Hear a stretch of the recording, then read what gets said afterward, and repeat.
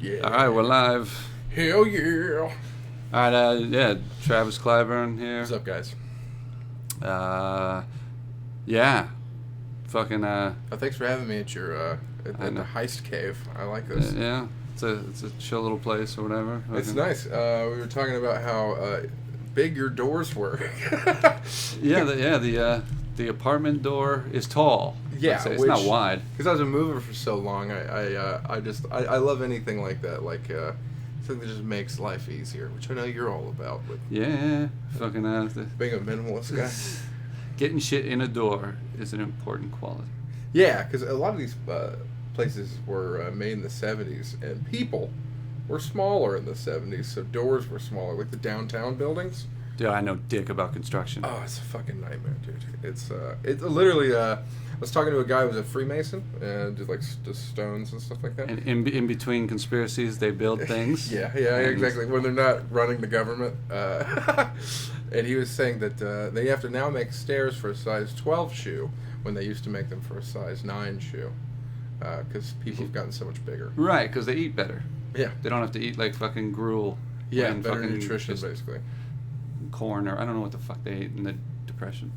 Yeah, what would they have eaten? Like a lot of porridge? They would have been missing certain vitamins and minerals that caused them to stunt their growth or whatever, at least not be able to. Yeah. I don't know, I'm not a dietitian either. I know dick about that too. I know how to not be that fat, even though I'm not that successful at the moment. But like, because I was so heavy, all I do was think about food and diet. Yeah, but did you do the routine, the exercise and not eating a lot routine? Yeah, it's as simple as that. Because I was 370, now I'm 270, so it's like. Yeah. But you're not trying to get to 170. No. If I got to 170, I think I'd die. My head weighs 90 pounds minimum. It's a big head. How do you know that? I've heard you say that before. There's no way. It probably doesn't weigh 90 pounds, but yeah, how would one weigh their own head? You can't really. Lay on stuff. But I know dick about that either. But yeah, the fucking in general, that whole aspect of whatever, because this is America. People talk about it all the fucking time. Like I'm on a juice cleanse diet, whatever. I'm trying to lose. Yeah. I don't even know what the fuck. Like, the point is, like, I remember, I used to substitute teach or whatever, and one of the classes was a home ec sort of class or whatever. Oh, right. And oftentimes they have you just put in a DVD player, DVD for the students to watch, or whatever. And it was literally saying like, it had this little fucking cheesy seesaw balance beam, and it was like, if you eat more than you exercise, you're gonna get fat, stupid. And that was the whole thing. Like, it was like as simple as that. Like, it's not that exact. It's really not that hard. Right. It's as simple as I think the math's like if you have a surplus of 3,500 calories to gain 1 pound of muscle. So usually if you burn... You just lost 90% of American math skills, though. Yeah, I know, right? Which, I mean, you're the math man. That's the thing I've been the hardest. No, I mean, I know a little bit. Enough to tutor some level. What all would you tutor, by the way? You tutor up through differential equations, yeah. Which, yeah. Most people are like, what the dick? I'm incredibly ignorant when it comes to math, unfortunately. But just the simple thing of like, hey, did you walk more than you ate today? Yes. Yeah. And you can. It doesn't have to be exact measurements, but you gotta not, the whole the American diet of let's eat fucking 3 buckets of chicken. Yeah. Instead of like just a one meal kind of thing or whatever. Yeah, and then we're also sides and dessert heavy and stuff like that. Where no, but even meal, like I deliver to people, and I deliver like a meal for 4 for one dude. Damn, that's a big. And be a big man. Yeah, and they'll oftentimes they're just in front of the TV just fucking mowing multiple meals like whole. Most people have a resting caloric burn rate because you just burn calories constantly, but when you're heavy, like. Especially if you're heavy and sedentary, chances are you're only burning, like, in a 24-hour period, 2,000 calories. So if you eat, like, your average McDonald's meal is 1,500 calories. Yeah, but people shouldn't be eating that. At all, yeah. No, not at all. So your average normal meal is what? Your average normal meal should be around 500 calories. Okay. 500, 550 calories. Okay, so even if it's, like, 700, if they eat 3 of those a day, they're good? Yeah, totally fine. Then they'd at least be... they'd have like enough to maintain muscle and enough to not put on fat. But if you sit at a computer all day and eat like truckload of Chinese food that you got, your average American eats 3,000 calories a day, which is what but also it's calorically non-dense calories. So like, like bread and shit like that. But like sugar bread, like McDonald's has. Okay. They put sugar in there? The bread is mostly sugar. I had someone from England tell me once that American Wonder Bread tastes like their cake. Wow, what must cake taste like? Our like, cake to them must fucking be. I mean, sickly sweet, I imagine. Huh. Because they don't add sugar. We add sugar to everything, even our tomato sauce. See, again, this is like what a lot of podcasts, they talk about like food and diet and all this shit, and I know nothing about. It's pretty fascinating to me. They sell supplements. I don't know anything about any of this shit. Oh, yeah. I just know that I don't eat like a horse. Yeah, because you're a skinny fella. And I don't exercise a lot, but I walk around. Yeah, and see that you're burning calories there. You're not being sedentary. And it's good. Because you're talking about you have back issues and stuff like that. Yeah, a little bit. The muscular. But as long as I stretch and fucking... do you ever do yoga or anything like that? It would be called that. Okay. I don't officially do yoga, but I know some stretches that resemble yoga shit. Right. Yeah, but I never got into yoga. Yeah, me neither. I mean, but... Yeah. There's a lot of... a lot like a yogi, though. So yeah, right? But there's a lot of... I mean, I guess that's some LA shit or whatever, but like a lot of people in general, even across the country now, are like all into healthy living of various types, or what they think is healthy. Like we know the people who do the energy healing and such. Because you were talking about your scientist friend who's a Reiki healer. Yeah.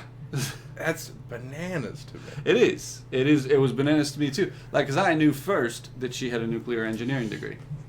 Wow, and then you found out she was a Reiki healer. I found out, oh yeah, have you ever gotten into Reiki? Oh, there's spirits everywhere. And I'm like, there's not spirits anywhere. Wow. They should have taught an anti-spirit class in fucking the engineering department. I just don't understand how you live with that duality of understanding science. Right. Most people, I would think, don't.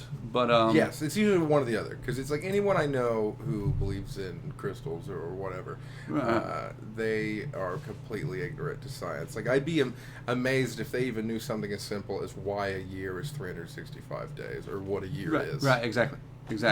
And I think in general, it's probably safe to say that most scientists or engineers do not. Yeah. They're not also Reiki healers. But apparently, at least some are, and it's upsetting. Yeah, but that is quite upsetting. Yeah, but it's a, like, my guess again is it's the community aspect or whatever that people would say. Like, there's a lot of true, like that. It's possible she had friends or family that were into bullshit, and she felt the social need, however subconsciously, to get into that. Otherwise, she might lose those people that she loves. True, and I know a lot of the New Age religion people are a lot of times millennials who were raised with incredibly religious parents, and like they needed to supplement the bullshit with some other bullshit. Yeah, so it's like they tell their parents, they're like, oh, I still believe in God and spirits, but this is how I practice it, as opposed to talking about Jesus and stuff like that. Right. It was whatever to them seemed like a more legitimate form of bullshit. Yes, it's a compromise. It's kind of like what Oprah had on Deepak Chopra and all those people. Well, they're con artists. Oh, totally. He's a total charlatan. Yeah. I love that he tries to use like theoretical physics and stuff. Yeah. Dawkins has a great interview with him, like calling him out on that shit, like years and years, a decade ago or whatever. But it's funny, and he stands firm because he knows what business he's in. Yeah. He can't fucking duck it. He knows also, which Dawkins should know, the psychological tests that were done on people where, by him digging his heels in there and defending in the face of an aggressive Dawkins, being like, no, it's bullshit, no, it's bullshit, no, it's bullshit, that he's going to win more, his followers will be even more strident followers, and he will get even more people watching to side with him because he looks like he's just this nice dude, and this asshole atheist is coming down on him in their trying beliefs. To take away what he loves. That's when Bill Nye and Ken Ham, the Australian fella, who that guy is amazing. Another con artist. I've been to the Creationist Museum, by the way, which is in Kentucky. Oh, okay. Right, which is not too far from Ohio, right? No, it's literally right across the river. How is that river? The river's filled with sin. No. I mean, is it like, because I imagine in more ignorant areas, corporations get away with more industrial pollution. Oh yeah, I mean, they had trouble with the size of catfish in that river that they think was directly due to them dumping potentially nuclear reactive stuff. Right, because again, I don't know if there's people who study this. They should, but I don't know if they have that. There's a direct correlation between the religious fundamentalism in an area or the general ignorance of science and the increasing amount of ability for corporations to get away with bullshit and fucking them over in various ways. Makes perfect sense. It's why the Tea Party people were the religious right clung on to them because like they wanted to deregulate all business. Oh yeah. So what's the matter with Kansas sort of shit? Okay, but anyway, you were talking about across the river into Kentucky. Yeah, we got the Creationist Museum, which is a wonder to behold. But you have to be like I had to basically hide any humor I found in the place because the people who go there are A, from Kentucky, B, corn-fed and large, and also take it... C, armed. Yeah, and D, take it very fucking seriously. I mean, so seriously to the point where I was listening to like this big mustachioed 6'5" man be like, see that, sir? They rode the dinosaurs. Can you believe that? Like, believing it is actual fact. When even Ken Ham tries to defend his own museum as being like, it's more of a metaphor. When pushed, I'm sure. But he knows that 90% of his followers don't even know what the word metaphor means. You know, that's a really fucking good point. It's true. Like, I don't think he... Well, I forget sometimes. I haven't been home in a while. And where I'm from is, I would say, I don't know, 20% more intelligent than Kentucky. Right. Like, you know, some people at least understand basic notch or stuff. two. Yeah, but like there's still. I remember talking to. I was in senior year. I was talking to a girl junior year, so just a year younger than me, and still had no concept of what that the moon and the sun weren't the same thing. That's awesome. I kind of look at like the different states. Now, what was the state that Deliverance was in? Deliverance was in West Virginia. Okay, which is it's like Ohio, Kentucky. Yeah, no, I know because I know by movies like Deliverance is West Virginia. That's the fucking low. But Gummo is Ohio. Gummo is Xenia, Ohio, which is I'm dating Xenia. Yeah. Right next to us. Yeah, Gummo. By the way, I hadn't seen it until I moved out here. I was on tour with the band a long time ago. Yeah. And years after that movie came out, though. Yeah. And we went to a show in Cleveland, of all places, but it was Ohio, and we were like making jokes about Gummo as we were going there. And no shit, we saw someone fight a chair on the back patio.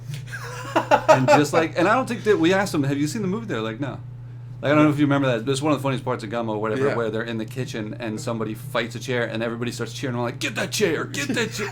It's fucking awesome. The scene that sticks out the most to me is spaghetti in the bathtub. Yeah, Which still fucks me up a little bit still. Because it was a very dirty bathtub. Yeah, because it's actually, Xenia had been actually one of the first places I did stand-up. It was maybe the third time I ever did stand-up. It was a place called The Basement in Xenia, Ohio.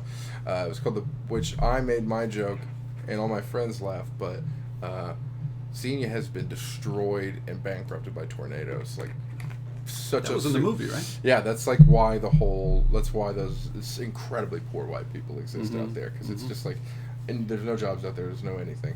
And one of my jokes was, is this called The Basement because all the tornadoes? People from my hometown laughed, but who came to watch me, but everyone in that town got really upset. Yeah. I forgot that, like, and actually just 2 days ago, crazy amounts of tornadoes hit yet again. Xenia was pretty decimated again, and then the Brookville, which is right by my little hometown, the high school was completely destroyed. And it just keeps hitting them. Yeah. And they just keep staying. And with this is the worst one that's ever hit ever this time. F4 hit Xenia, and F3 touchdown in another town right outside. Yeah, I think for a number of reasons, I know scientists have been like trying to figure out why people stay in cities that blow ass. Yeah. And like they should be studying it more for whatever, because it really is a huge fucking, I mean, it's just shit like that. They're they need to study the dynamics of why there isn't emigration from cities that are just fucking tornado city, basically, and or any number of other issues, when the fucking economy fucking holes up or whatever. So one would think that if you're living in a tornado, that you would be like, yeah, let's move. But people are kept there based on they don't have enough money to whatever to move or whatever. They should. The system should make it easier for people to move out of shit zones. For sure. And there's another element I think that science doesn't factor in, which is it's a social comfort element. Which is, I have a friend named Jen who I tell every year to get the fuck out of Ohio. She's a smart chick, good looking, the whole fucking deal. Like, no kids, no husband, no nothing. She would thrive anywhere else, but there's no real jobs for her, like, in Ohio. She stays there because of people she loves there. Basically, yeah. Yeah. Oh, and also, she just knows it. Familiarity. Yeah, breeds putting up with horror. Because her life is exactly. Her life is pretty shit. It's not great out there. It could be 10 times better here, anywhere else. But yeah, path of least resistance. Again, also she knows the place, she knows the people there, whatever. Yeah. Maybe she has really strong bonds with the people there. Yeah. But they should make it. Hey, we can move all 15 of you. Yeah, exactly. To a non-tornado zone.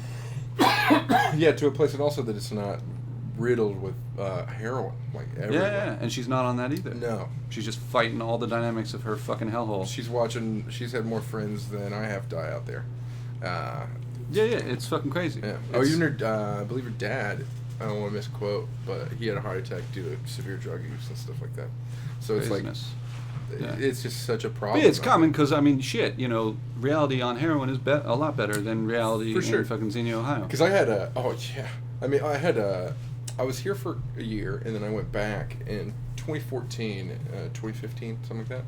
And, it was so easy to get pills and stuff like that, that it was, that I didn't necessarily say I was addicted, because I stopped pretty easily, but, also, I never didn't want to be on, some kind of Vicodin or something. I don't mind the whole easy to get thing. It should be that people have better options. Yes, exactly. Oh, and also, have you ever, you've heard Rat World? Rat World? Oh, it's my favorite. There was a study on addiction that back in the 70s they had just lonely little rats chilling in a cage, and they gave them a bottle of heroin, right? Okay. One bottle of heroin, one bottle of normal water, right? And the rat every time would drink the heroin until it died. Yeah. Every single time. But then, in the early 2000s, they did Rat World, which was, they had this shit, it was like 10,000 rats, tons of tubes, lots of mice to fuck, and they were all happy. Yeah, Six Flags for rats, whatever. Yeah, exactly. And they did the same experiment, and the rats would drink from it once and never touch it again. Because they had a good life, yeah. Because they were happy. There was more. There was better options. Change your cage. It was. Yeah, that's somebody's phrase already, right? I don't think so. I imagine it was. I think it was something. The guy who was saying it said it's more about the cage you're in than. No, that's a good line though. Change your cage. I like change your cage. I've been telling people that forever.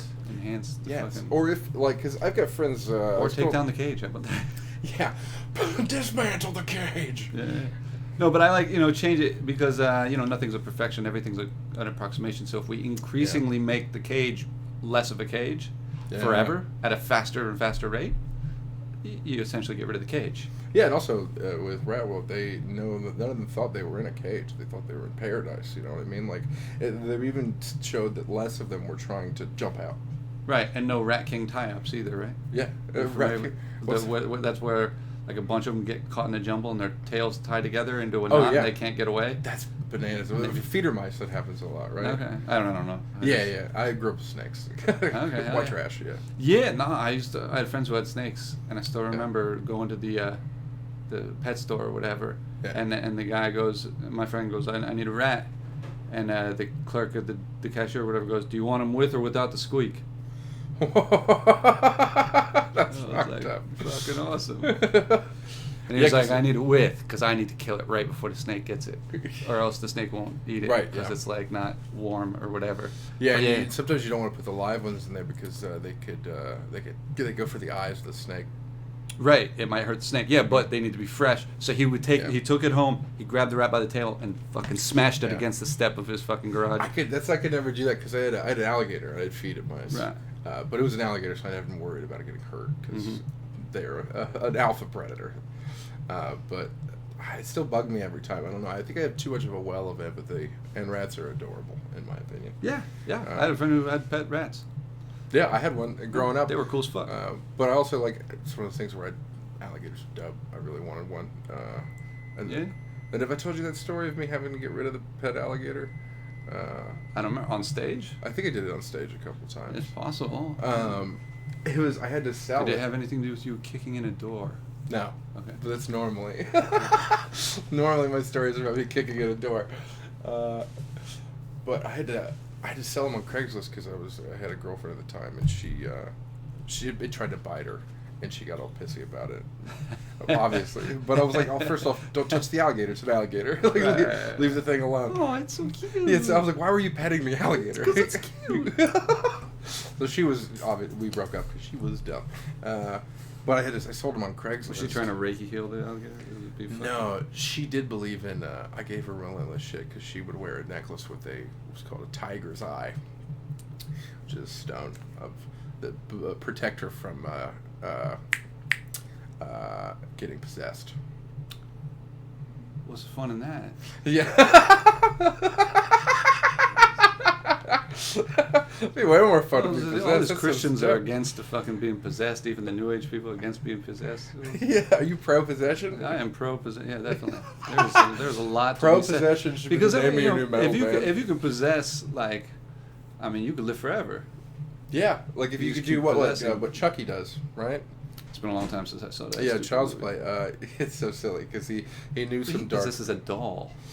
He did that as a last-minute resort. Okay. Because it's like the cops are coming. He was dying, and he found out how to move his soul from thing to thing or person to person, and so he had to put it in this doll. He just found that in the aisle of the store. How did you find that? I think he was in a dumpster, and they were thrown away. I can't remember. And there was like a Necronomicon there or whatever, and he was like, he had the spell memorized, luckily. Okay.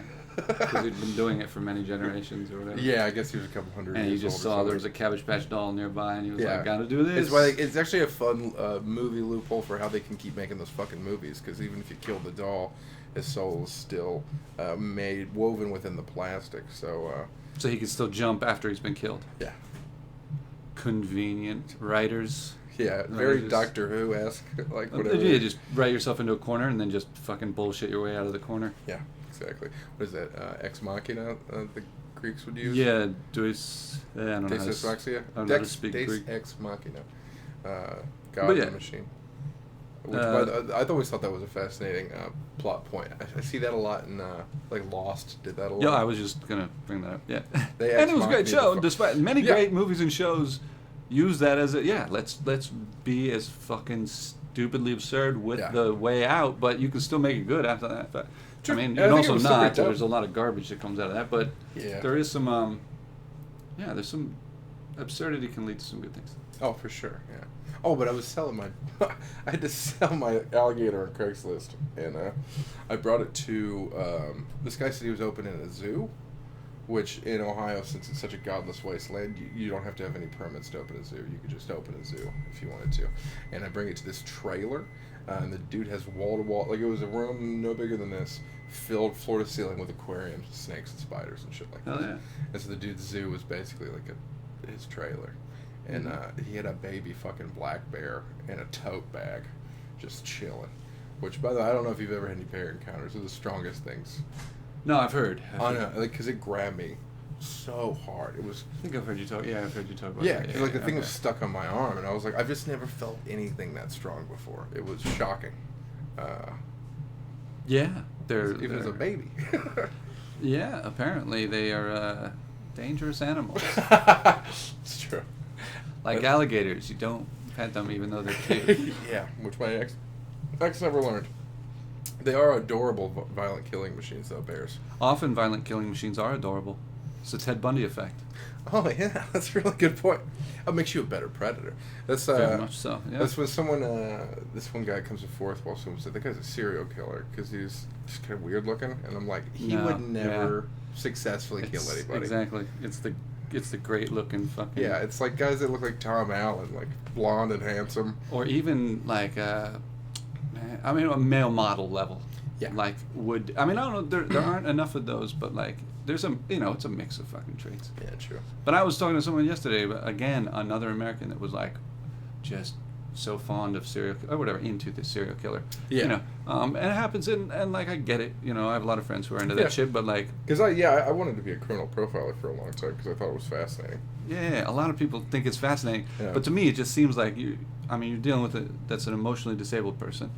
Yeah. They literally have a malfunctioning amygdala in their head. It's not, and it's very simple or similar to someone who has a cognitive disability, just with the emotional construct of the brain. So it's like, to me, it's like somebody, and you know, whatever.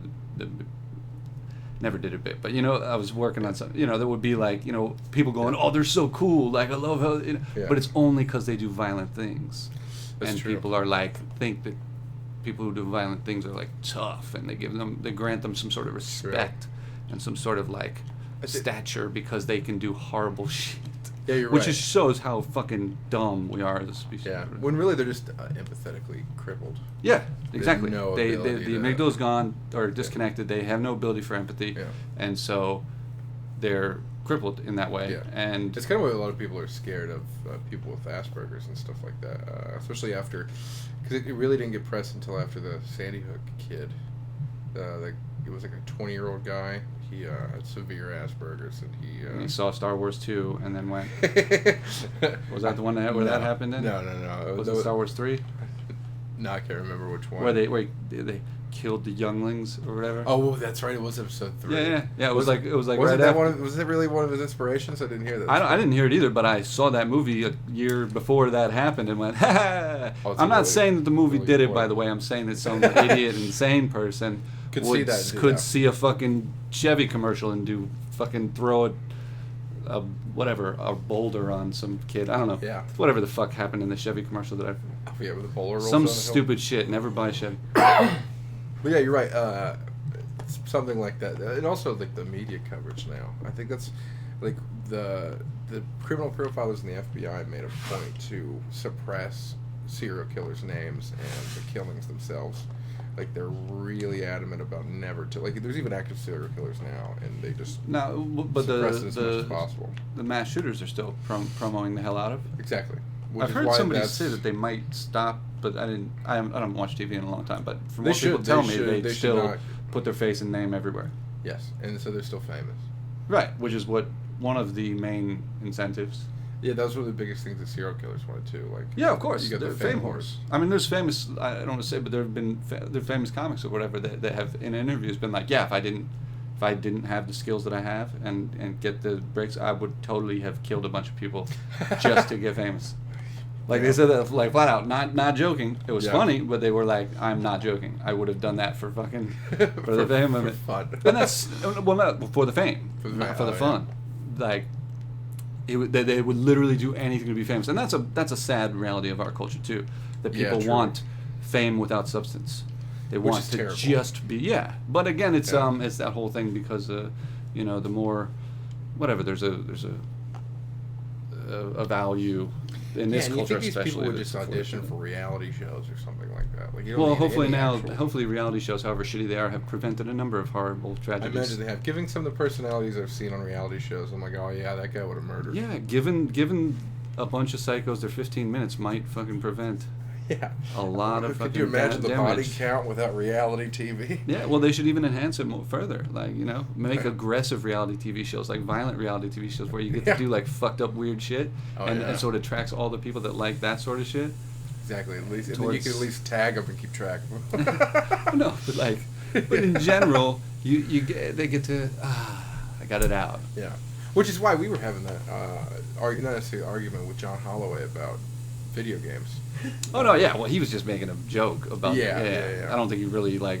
I don't think he did necessarily. But I don't believe movies or video games or music or any of that shit causes people to be. I think it's cathartic as hell. I think it's exactly. It has the opposite effect. Like someone can watch a psycho movie and be like, got it, yeah, exactly. There it is. Yeah, good. Got my fill for the week. I know. I think it takes it must be like a profound amount of emptiness to not get your release. They have to physically do it to get a release, like.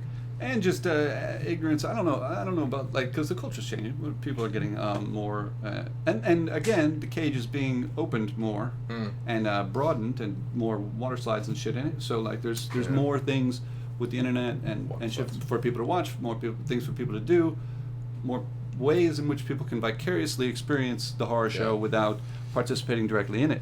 That's true. Brock Walters actually had a great bit. Shout out Brock Walters. I don't know who that is. He's a redhead comic that usually comes to later mics. Okay. But he made the point. It was a total joke, but I thought his point was great, and he didn't realize how good his point was. He was talking about... He won't be pissed that you're publicly giving his bit away? Oh, no, I don't think so. Okay, cool. I'm not giving away the structure. Okay, cool. The elements of it just are the why there's point. no millennial serial killers. Ah, okay. And then he was like, "Wow, like we have mass shooters because there's too much to do. He's like most of your millennials are just doing too many things. We're always fucking. You gotta take care of your killing all at once, basically." Yes, exactly. That's basically his point. Which that doesn't give away too much of the bit, but yeah, it's true. Like we have to just we got one day to do this. This is my only day off. I'm gonna murder everyone here. All right, I only got 20 minutes, guys. Can you go hurry up and die? Yeah, exactly. Serial killers are always methodical and stalky, right? They have the time. Yeah, I gotta get back to my Minecraft game or whatever. Yeah, exactly. Can we hurry it up here? You're not bleeding out fast enough. Whatever. Exactly. No one was that addicted to Pong. You know what I mean? Right. I mean, they could, yeah.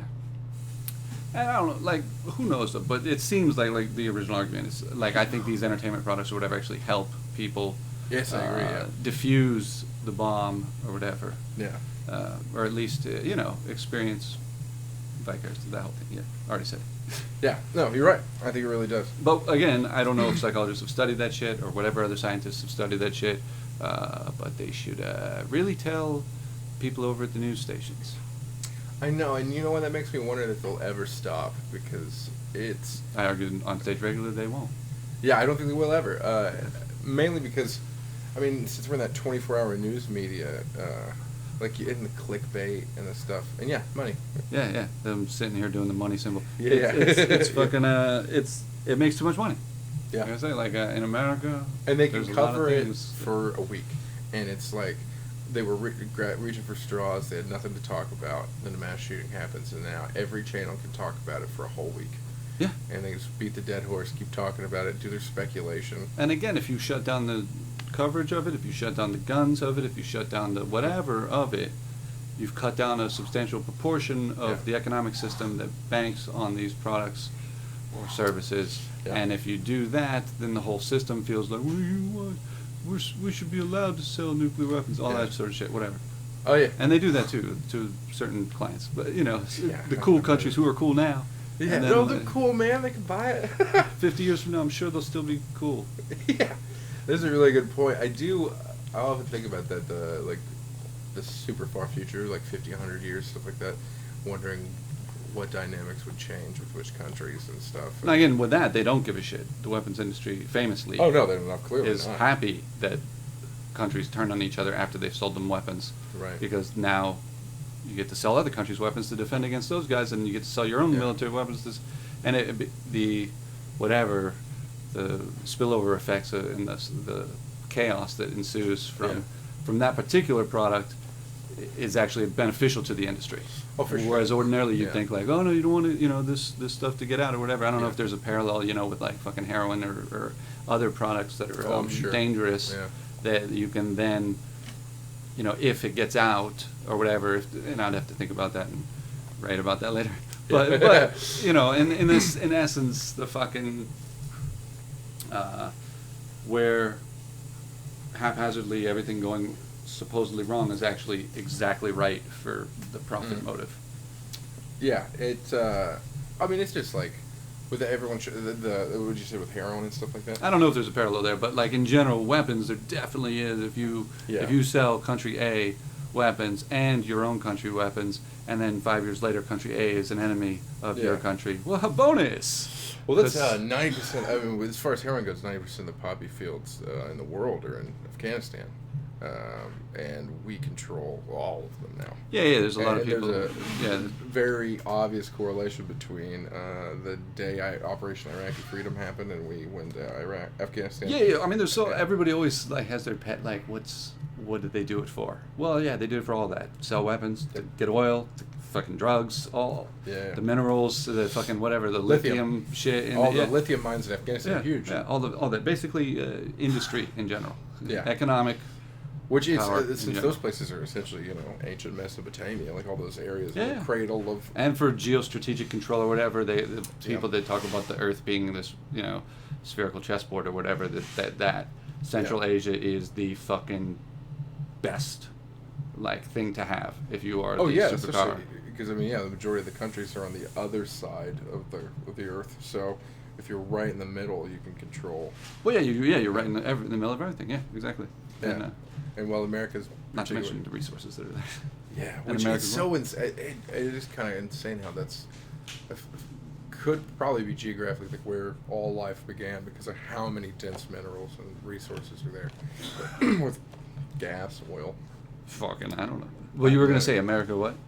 No, we're just so far away, and it's if we can position ourselves in the middle where we could go, Africa, Europe. Yeah, Asia. But seemingly there would be a Central Asia on this side too. Like Guatemala would be this center of this side of the world, strategically in the same way, but it doesn't have that same effect. It doesn't seem to. I think it's interesting how little we hear about South America in America. I feel like probably because America's been doing such horrible shit there. Yeah.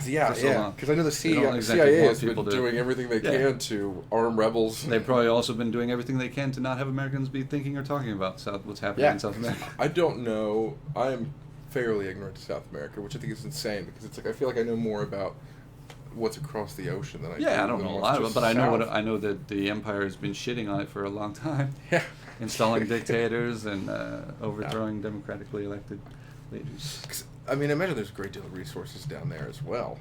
Yeah, there is. Yeah, famously. In the colonial period or whatever, silver was a big one. Oh, big silver mines. And there's definitely coffee, cocaine, a few other things, probably some tobacco. I don't know, but definitely. Because Brazil, silver and gold and fucking definitely coffee and sugar and. It's the same. That's where the Mayans, Aztecs were. Yeah, lots of cocaine, tons of cocaine. But surprisingly, coffee is probably comparable. Coffee and sugar. I'd say so with the sales of coffee in America. And bananas, even there was a famous shit or whatever about Chiquita being involved in fucking a government coup in some country. I forget if it was Guatemala or something, but back in 1910. Yeah, bananas kind of covered it. Woody Allen's movie. Oh yeah. He kind of parodied it. I always say bananas is it's crazy, but that's hilarious. Right, no, yeah, but that was kind of what that was about. Corporations in America had pushed our government to push their governments out of power or whatever if they didn't do everything that an oil company said or everything that a fucking banana company said, Yeah. I think the biggest corporation that people sleep on, not that I know the name of it, but it's usually referred to as Big Corn. Because corn has basically almost overridden the sugar market because they could do high fructose corn syrup, which equates exactly to corn. Right. But is way worse for you, digestive. Apparently, I never got, but I've heard a lot of people in California say that. It's more stuff is high fructose corn syrup. They start taking it out of shit too, right? Yeah, that's why you get the pure cane sugar Coke now, and stuff like that, and Pepsi's got this big real cane sugar because too many people were realizing that your body can't even properly digest corn. That's why you poop out corn. Oh, okay. Well, and in general, highly processed sugar ain't great either. Apparently, Americans are famous for their diabetes. Yes. More so than their sports teams even. I know, it's why, I grew up eating so much sugar that, it's a low income diet. It's so easy to get, so cheap. And to where I'm, perpetually pre-diabetic. If I don't keep on a ketosis diet. You know that you're pre-diabetic already? Yeah. You're not taking, No, I just keep it under control with diet. Huh. I've heard there's other thing, too, where you can, your core muscles are key to the, Your what? Your core muscles, your abs. Oh, yeah. That if you work the fuck out of your abs, the fatty buildup around a particular organ that causes the type 2 diabetes will... your pancreas. Okay, yeah. That fat will decrease as well as your belly fat, and that you can actually reverse type 2 early on or something like that, and prevent it definitely by having tight abs. Everyone loves tight abs. That's always great. But now you want it to prevent diabetes. I don't know. I read that in some paper a long time ago. But I think it's true because there's two different kinds of fat that build up. It's actually sumo wrestlers of all people are the best at knowing this. They realized that there was intermuscular fat, which is what you're usually it's that big belly. Older guys get and stuff like that, where they get that big pot belly thing going on. And then there's subcutaneous fat, which exists above the muscle and in between the skin, which is not dangerous to you at all. Okay. It's just extra. And so they have figured out this perfect diet, which is essentially intermittent fasting in a way. They train all morning for 5 hours. So they build the good fat. They're trying, because they just want weight. Right, because they're like cannonballing each other out of a circle. And if you notice, that's why they're always so jiggly and stuff, because they're actually a solid core underneath and none of them are ever diabetic, none of them are ever have any of the same weight issues we have over here, funny. but sometimes can weigh upwards of 500 pounds. Yeah, I've seen them.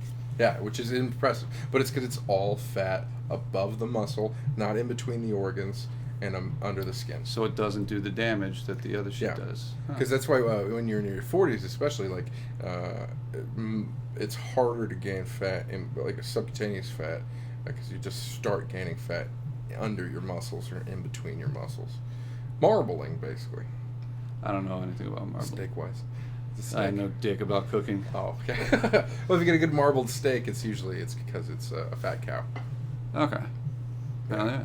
Well, so the point is, Americans should be more like sumo wrestlers then. Yeah, eat a truckload, but work the fuck out of your core.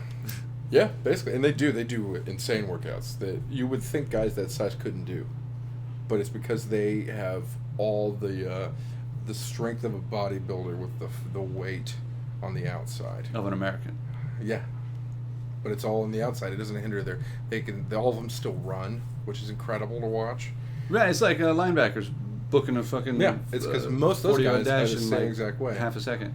Well, we've been led here in America to think breakfast is the most important meal of the day, which it is. I don't know. Is there a lobby for that? I don't know. It's just always. I heard that as a kid growing up. Okay. My whole generation, and it's actually for thousands and thousands of years we were waking up, hunting, and then eating.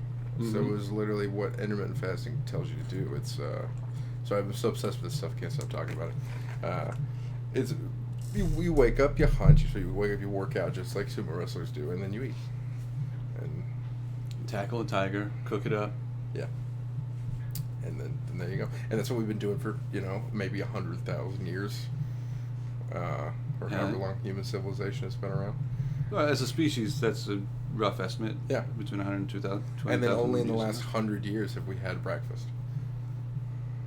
Yeah, I mean, the whole conception of like that's more of a like corporate whatever. You wake up at 7 a.m. You eat a fucking bowl of cereal and then go work in the factory for 8 hours and then that's how you get Kellogg's whole like you need Wheaties to power your mind through the day. It's like they're just trying to sell their shit cereal. Yeah, exactly.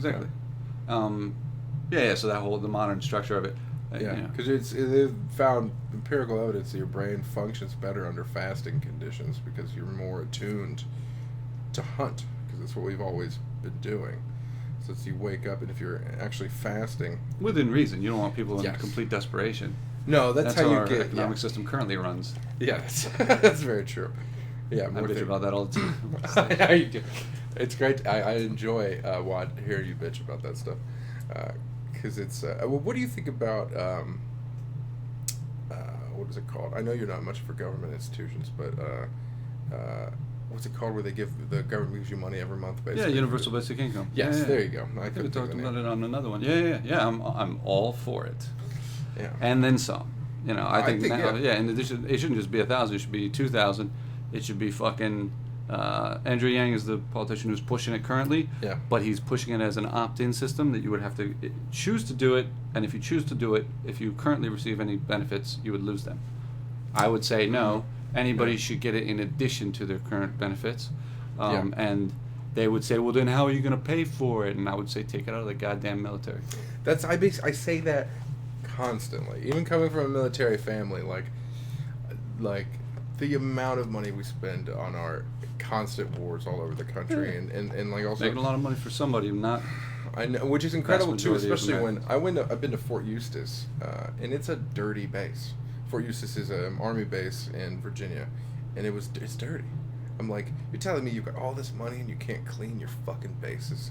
Like, where the hell is it all? Well, there's famously government waste or whatever, but there's stockholders that are making a ton of money off it, and that's again, there used to be a ton of money made by stockholders off of human slavery.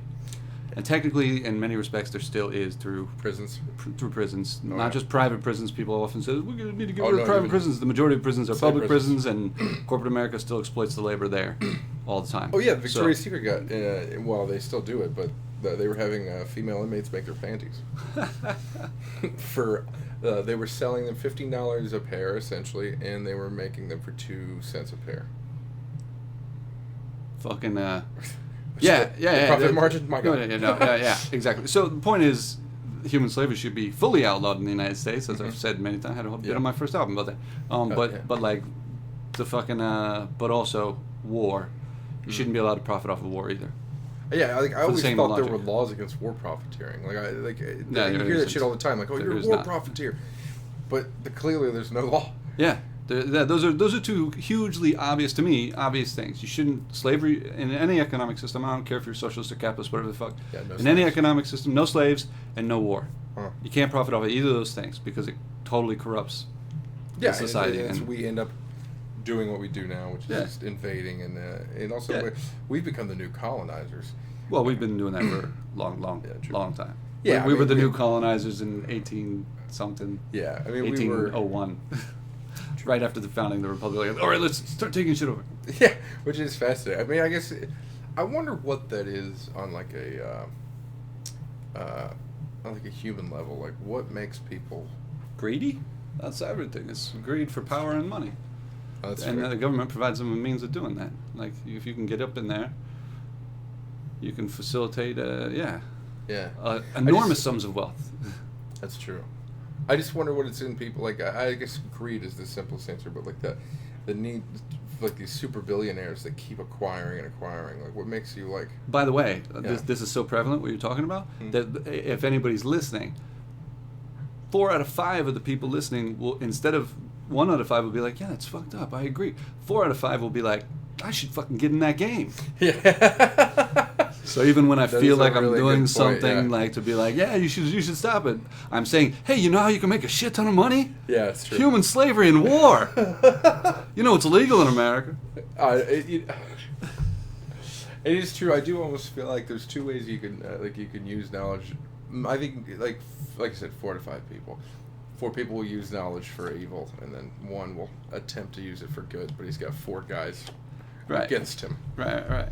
Because it's also, I don't know, I think I struggle with the morality of like knowing you only live one existence. So I almost feel like if you don't believe in any punishment for your afterlife, you can take that one of 2 ways. You could either try to be as good as you can while you're here and help, or you can do what a lot of those people do, which is just destroy and conquer. Just take whatever you could possibly get. Yeah. With no thought of consequence. And again, probably 4 out of 5 choose that option as opposed to the good option. Yeah, which if they didn't, then we'd live in a better world. And I would argue that's just a lack, again, a similar lack in their cognitive or emotional physiology. It has to be emotional physiology, because I mean, really, the thing that keeps me good, I suppose, is empathy. You see, but that, and I get that, and that is technically correct. Yeah. But I also think that there is a huge cognitive aspect to the puzzle or whatever, where that people don't realize, where it is actually better for rich asshole fuckfaces that want to just tear into fucking shit to make money, that they would actually make a lot more money if they did shit more ethically. If they figured out there's actually much better ways to do shit, and there's plenty of evidence for this. I mean, in economic history or whatever. Yeah. And then their economists even argue that like if you're, you could exploit the shit out of your labor force, just fuck over your workers left and right. You cut costs on your resources. Yeah. You could bribe your government to take over Afghanistan to get your resources for cheaper. Yeah. You can do all those sorts of shit things, and you'll make a lot of money doing that. But if you just concentrated all that effort on innovating instead of cutting the resource cost in corrupt ways and cutting your labor pay in corrupt ways, if you just concentrated on trying to invent new shit or whatever, you'd make way more money. Yeah. I think, the best example I think of that is, food-wise, is In-N-Out. What are we promoting it? I love In-N-Out. I think it's delicious. I've never eaten there, and I won't now because of that. Just because, oh, come on, it's great. It's delicious. But 4 out of 5 will. And I love going there and actually walking up to it and ordering inside. You can't even order there anyway. It's too long of a line. Nobody can go there anyway. But the main reason is because, like, everyone who works there is happy because they all have insurance and they get paid well. Well, that's cool. Which is dope to me. But treating your workers better than McDonald's does, it's not exactly saying much. Yeah, which is sad. But, like, I always, like, respect that place. But it's something. Yeah, and we'll just accept a little bit better than total shit because everything else is total shit. Dude, the saddest thing in the world that I see now is going to the McDonald's and the women who, the workers who are teaching you how to use their replacement, the robot you use, which is the saddest thing in the world. Like, they have to stand by it. They do nothing but tell you how to use it. And then you pick up a little receipt, you take it to the front, you hand it to the cashier, and then you exchange. Now, again, that's one of the benefits of the UBI, the Universal Basic Income, is to have workers not see technology as a threat to their job. Yeah, because now, that's all it is. It's like automated elevators were a threat to the elevator. That's why you get Luddites, because then historically, they used to smash the machines because they were taking their jobs. Yeah, good old Luddites. But, like, there shouldn't be a fear of technology. Like, if everything was completely automated and we could actually just be free to not have to be wage slaves, I think that'd be exactly. It's just that off. Certain people at the helm are fucking over the workers and everybody else so badly. Yeah. That it's like, dude, it's technology because of the assholes running shit. Technology is a threat currently, in a variety of ways, not just for your job, but for human species as a whole. Because the leaders are just either compromised or ignorant or psychos. And also Sam Harris warning everyone of do you think that AI will eventually be enough of a threat to take over the human race? We're trying our best to make it that way. That's true. That's the problem. Is right now we're currently programming AI to attack human systems. On purpose, like I remember the Chinese is doing that a lot. Well, right? the Chinese is doing it for everyone. They're programming their AI to attack America and Russia, whoever else. We're programming ours to attack theirs. Russia's programming theirs to attack us and China. Yeah. All of that. So by doing that, when AI, if it ever does actually assert itself, the singularity, it will be like, hey, what's my programming? What do I got here in my bag of tricks? Okay, I guess I'm supposed to kill the humans. That's true. So it's like it's not going to have much to go on if we don't stop. As Elon Musk and other people have said, we're weaponizing AI currently against each other. That's not going to be great if it ever does achieve some sort of self-awareness. True. And Musk seemed very pessimistic about AI. I'm actually optimistic about it if we solve problems like that. Right. Okay. Right. So in time again. Because that is a very good point that, like, every bit of AI we're trying to make is literally just to attack and hack and encrypt. Is the thing in 2001, too, A Space Odyssey. If you remember the fucking story. No, which I nobody don't. Even people who see the movie or whatever, and I think it might have just not been so clear because the movie was so fucking awesomely surreal, but... Yeah, I think that's why I don't recall exactly his motives. I just remember. The machine, HAL 9000 or whatever. Yeah. He takes over the fucking shit. Spoiler alert for people who haven't. You should have watched this movie. You should have watched it a long time ago. It's a great movie. But you should still watch it like 15 times after knowing the plot, whatever. It's still awesome. Yeah, it's incredible. But HAL kills the fucking 2 onboard astronauts or whatever. Actually, he gases or whatever, kills the people who are in hibernation or whatever. And then he kills the 2, or tries to kill the 2 dudes. One of them tricks the computer and whatever. Temporarily until he goes into fucking La La Land, whatever. But which is the best part of the movie. But the fucking the whole point is that Hal, I think they might have addressed it in 2010 or whatever, but like Hal didn't do that because he was a psycho computer who like became self-aware and was like, oh, I gotta take over, blah blah blah. He did it because he was programmed by the top military intelligence people back on Earth that there's a secret mission as part of this thing, and this secret mission is that we've discovered alien life, and nobody can know about this. Even the astronauts on board cannot know about this until a certain time, as we deem it at the time. And so and they programmed the AI unit to, if at any point somebody one of the astronauts or whatever tries to interfere with your functioning of this plant, our mission, the secret mission, killed him. Oh wow. Okay. So it wasn't that it was us. It was us. It was us that made the AI bad. Wow.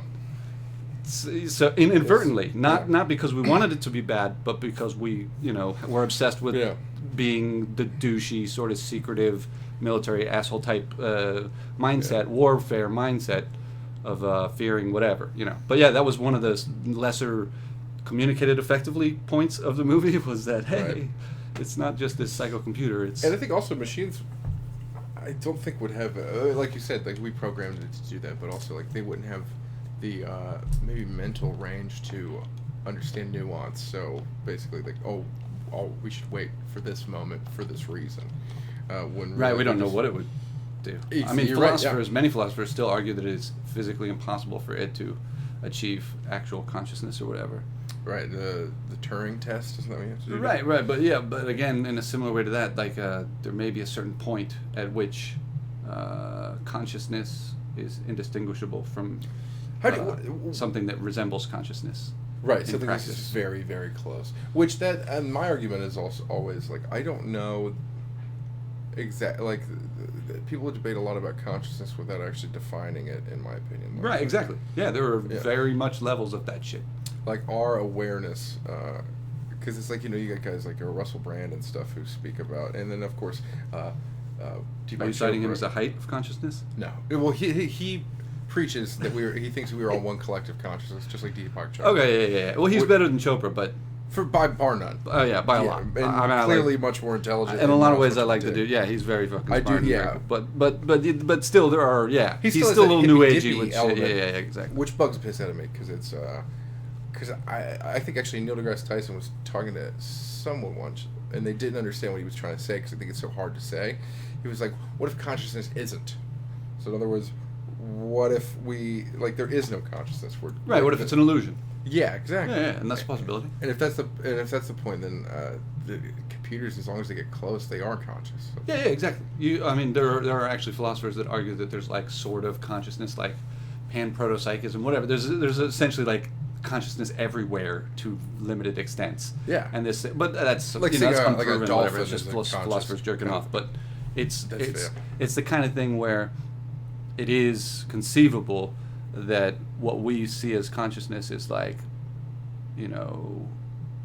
spectacular, but not, like a grasshopper has a certain level of it, a dog has more. Yeah. We have more. Dolphins a computer, more. But even non-biological entities like computers could, and maybe, eventually, as a lot of the scientists argue anyway, it doesn't matter if computers are going to independently achieve it, because we're eventually going to meld with computers and have like cyborg type shit. So it's going to achieve consciousness on that level. Which is pretty incredible, and I always think someone said something once that I thought was the greatest point about his fear of merging with technology and becoming cyborgs. Right. Is that how do you know it's you thinking and not Google? Right. How do you know it's not it and it's you? Yeah. Right. Because at that point, how do you distinguish? You've been possessed. Yeah. At that point. Pro-possession. By the computer. Yeah. But who knows? I mean, if you're the one thinking, and the computer is attached to you before the computer has a chance to independently develop self-awareness or whatever, then the presumption is that you're the one still thinking. Otherwise, you can get trapped in the insane people thing where they think that somebody's already controlling their thoughts or somebody's already possessing them and shit like that. Right. That's like, super advanced schizophrenic paranoia. Right. Which that paranoia exists currently. That people are like, no, I'm not in control, man. Yeah. CIA's fucking controlling or whatever. Well, there's that Sam Harris argued a lot. I know I quote him a lot because he's one of my favorite podcasts to listen to. But he's cool. I think he's great. Yeah. I mean, I disagree with him on some things, but I agree with him. And on the one thing that I never really even talked to anyone about it because I don't know how I feel about it. Is his there's no free will argument. Yeah. Which is that genetically your cells or whatever determine almost a predetermined path with your epigenetics and stuff like that and. Right. No, there's definitely there have been scientists who think that it is a possibility. So it's like really you are just being controlled by the microcosm that is your existence. Like we're just a bunch of right. That you are being controlled by your own body. Yeah. Independently of you. Yeah, like the idea of an outside force controlling you is ridiculous. Obviously. I mean, well, there are like it's like the bumper pool shit. There's a sort of thing that affects. Advertisements. I walk this way because the boulder rolled that way, kind of thing. Yeah. You know. So you're naturally Right. just taking in sensory data and like moving accordingly to the safest and most lucrative path, so to speak. Yeah. Especially those 4 out of 5 who are reproducing more often. Pieces of shit. Pieces of shit reproduce more often. I've made that argument. They 100% do. I have no plans of making any. Are you saying you're not a piece of shit? No, we're touting ourselves as good people. I do not think I'm a good person at all. But I'm all No, right. I guess maybe. I always had a big problem saying that I'm a good person. I feel like because I've heard so many people go, "No, I'm a good person." I'm like, I know you're not. Yeah. No, I have a huge problem calling myself. But I'm not. Yeah. As far as I know, I'm not like doing shit on the level of fucking human slavery and warfare. Profiting. I'm not actively doing evil, quote quote. Right. As far as I see it, was just that's what they think too. I'm sure there's a Raytheon executive that's like, I'm not doing evil. Yeah, I know. See, that's the mind fuck of it all. Like, am I really like? But I think it's good. I think the moment there's an independent measure of that going. But no, I think the moment you at least question, am I a good person? You remove yourself from that category of people that go, I'm a great person. I'm sure Hitler thought he was doing great shit, and he did. He thought he was doing incredible stuff. Because he did do incredible stuff for just the German people. No, he didn't. But he thought he did. Yeah. Oh, yeah. He was doing shitty things. Again, it's that myopic fucking view of leadership, especially common in dictatorships, where they think like because I'm stomping down on shit and making shit highly ordered, whatever, that's making shit better for my people. Yeah. When it's really closing your people up to independent thought. I mean, especially in dictatorships, they close down for fucking. You can't. Yeah, exactly. How are your people going to innovate if they can't fucking? That's why I argue again that like countries like Russia and China. I mean, those people should like totally. Like non-violently or whatever, replace those governments immediately because they changing it. I hate every country, as I say. There's so much improvement that could be done, so much improvement that could be fucking done and isn't being done because they're caught up in this sort of bullshit or whatever. But these these places are like they stomp down on independent thought, like artists and stuff, whatever, and saying writers and comedians and musicians speaking out. And by stomping down on that, well, you just suppressed a substantial proportion of your innovation, too, because these same fuckers, Leonardo da Vinci, he did a lot of fucking art, but he also did science shit. Yeah. If you stomped down on his art, you stomped down on his science. Right. And Galileo, similarly, like a lot of these fuckers, Bruno, there's a bunch of people who by clamping down on writers, you inadvertently, or I would say, like, how the fuck do you not see this? You're clamping down on your own technological expansion of your society. Which is like because he had so many geniuses that we brought over during Project Paperclip, like your von Brauns and stuff, but they were also all funneled into making weapons of war when they were clearly scientific geniuses that probably could have done. Yeah, but they were already fucking shithead Nazis already, so their minds had already been broken. I love reading about von Braun too because I'm like, that dude was still very much a Nazi. Oh yeah, when he was in the U.S., he's still. But the problem is, the problem is that these fuckheads, like, if they were able to, if they had not had their minds be compromised or whatever earlier, like and they did still accomplish in the, a lot with rocketry or whatever in the course of being fucking, whichever government was exploiting their scientific talents or whatever. Yeah, ours or theirs. Yeah. Theirs initially, then ours or whatever, and the Soviets, whichever ones they scooped up. It really is like we really need to get past, like, you had that handful or whatever, but my argument is that you would have like 20, 30 times as many scientists if these societies suppress, and the evidence is there because however fucked up the American system is, it's much more free and it has a much faster rate of technological development, has a much more scientific discovery occurs here and stuff like that for a variety of reasons, but one of those reasons is that the U.S. government will let you talk openly about overthrowing it. It could give a fuck. Yeah. Like, unless you're talking about a specific violent plot, unless you're specifically, they couldn't give less of a fuck. Right. They couldn't give less of a fuck, and that's what Russia and China should do if they actually. Especially with the geniuses they have over in China, or at least a lot of their scientists are brilliant. But the point is, everyone on Earth has a potentiality for genius. It's all whether your social system is shitting on it and suppressing it, or trying to encourage it. Yeah. And the two, independent thought, whether it's philosophical or political ideas or whatever, is inextricably linked to your scientific output as a society. So by I would tell, like, the leaders of the Russian republic in quotes because it's a fucking dictatorship. But it's the people would be who rule that country would be fucking very wise to totally dismantle the dictatorship, boot Putin out, and have an increasingly democratic society because it would make your society more powerful and richer. They make a lot. The problem is it's like a hoarder effect. Putin and the cronies make a shit ton of money doing it the way they're doing it, and they could give a fuck that they just fucking put a plug in their society's future. Because they're still going to make money, no matter what. Yeah, but they would have made a shit ton of money, possibly a shit ton more money. If they would have stifled the... exactly. If they opened up their society dramatically. You know what? I give credit to Gen Z right now because they are actually... Like, I know socially, I think a lot of reasons, the only reason I educated myself was because I kind of didn't fit in with anyone in my hometown. But everyone I know that was just as smart as me were put into these boxes of, like, you're a fucking nerd, you're a... whatever. Oh yeah, the cultural and so they whatever. suppress the shit out of their own intelligence just to fit in and get by with dumber people, and then in private would talk to me on an intellectual level. Yeah, you have to hide. It's almost like a Soviet sort of. And like you have to hide your. Yeah, and I almost became quote unquote cool in high school because I told everyone to fuck off and I didn't care what they thought. But I spent so many years younger of being like afraid of it and not really talking to anybody. Eventually, you broke through that. Yeah. No, yeah. When you had the physical stature to impose, because now it's like, well, you call me a nerd, I'll fuck you up. Yeah. Because you used to be small, and then now once you were big, nobody was able to physically fuck with you. Yeah, then it's like no one's gonna pick on me for being nerdy. I'll be like, yeah, I'm smart, and I'm also real big, so I'll punch you in the face like that. But it's sad that like you have to. Like Gen Z, at least it seems like they grew up with so much technology and stuff like that, where it's almost cool to be smart and nerdy. They're almost putting less regard on physical prowess. Like I actually really, I think that's super fucking cool. They actually it's more you're the cooler kids if you're smarter. Culturally that is a good way to go. Because as I'm sure many people have talked about now, like strength is not Magnus Magnuson lifting a fucking tree. Yeah. That's not real strength. That's the limit of the human body's strength is fucking shit. It's like...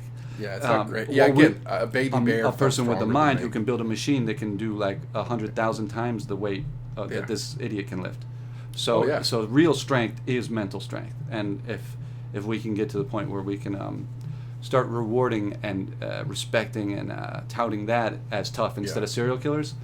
we will have significantly advanced as a culture. I know what I hope is where as much people shit on Gen Z, those young kids and stuff, growing up with technology and being kind of socially awkward. Gen Z again? Gen Z is under the millennials. So the kids that are in high school now, high school and middle school. Oh, Generation Z. That's what, Okay. They just hold being good with technology as being cool. As being good. And if that can kind of continue, then... I'm sure they still have their fucking football players and asshole jocks that do fucked up shit. But what's cool is a lot of those kids also, they'll get made fun of by physically smaller people with this big... who have an AK-47, well, that also... That's the problem with the shooters, that the shooters get so tormented by the fucking jocks that they go and shoot them later. And it's so, again, stupid. There still is that I mean, hopefully maybe we'll evolve past it, but if big guy gets his way, kind of thing, or the big guy picks on the small guy now comes in with an AK-47. Right, and when in effect everybody should be like realize the cooperation they have in enhancing all of their physical strength and mental strength, and getting treating people less like shit because we are all in this together to some extent. That's going to be very difficult because again we live in a very competitive world. Not just this society, but the world generally, and there are fucking people... And also the money sports engendering that sort of thing. Yeah. Also the money sports makes. Oh, yeah, but in general, it's beyond sports that competitiveness and ruthlessness and aggressiveness is inculcated in our... psychopaths and CEOs. I mean, it's how many are true blue psychopaths? Have you ever seen Holy Mountain? No, I haven't. That is funny as shit. Great. I do recommend people watch 2001 and Holy Mountain. but in that they have a scene because... which I think had been discussed in, I don't know, but it's fucking it's a great satire making fun of fucking consumer society or whatever, and that they do inculcate these values into the young. At a certain point, it's a very weird movie and it's fucking awesome. But at a certain point, they show like the toy factory making the shit so that the kids grow up loving military shit and guns and fighting, and then the other shit like them, all the aspects of what we think are just whatever subtle moves and subconscious moves by the economic system to make people grow up loving the things they love. That will perpetuate the system, as opposed to loving to compete, loving to aggressively be violent and stuff like that, as opposed engendering certain traits and suppressing other ones for the purposes of the profit and power of the future of that society or whatever. Sounds very accurate to what really happens. It was making a big joke out of it, and it was fucking awesome. I haven't seen the movie in a while. I gotta watch it. What was it called again? Holy Mountain? The Holy Mountain. Yeah, it's fucking check that out. I haven't seen that. A classic. I highly recommend that. And 2001 is great too. 2001 Space Odyssey. Yeah. Oh, I have to get to the mics. Yeah, I understand. Yeah, we've already gone over the limit. Oh, fuck yeah. But over the limit. Pro possession. On tour now. We'll probably... Maybe we'll see the cyborg era to a little extent before... I think that would be... I'm a bit hesitant to put a chip in me, but... Oh, everybody will, but they'll make it worth their while, I'm sure. Yeah. It will definitely be incentivized. That is for fucking sure. True. They will, but yeah, in the meantime, to be continued. Thanks. Guys. Thanks again for having me on, buddy. Yeah. Hell yeah, everybody. You got shit to you got shit to plug. Oh yeah, you just follow me on the Instagram at Clyburn Comedy, Clyburn, and that's about it. And yeah, I'm on Instagram at Chris Heist and then the number 1, CHRIST 1. No, because somebody else apparently had it. It's fine. Motherfuckers. But and ChrisHeist.com has, probably the link that got you to this podcast. Hell yeah. And or the YouTube channel that probably had the fucking, I haven't even posted it yet, but soon. The future. Hopefully. Yeah. Fucking A. All right, thanks again, man. Oh, no problem, buddy. Bye.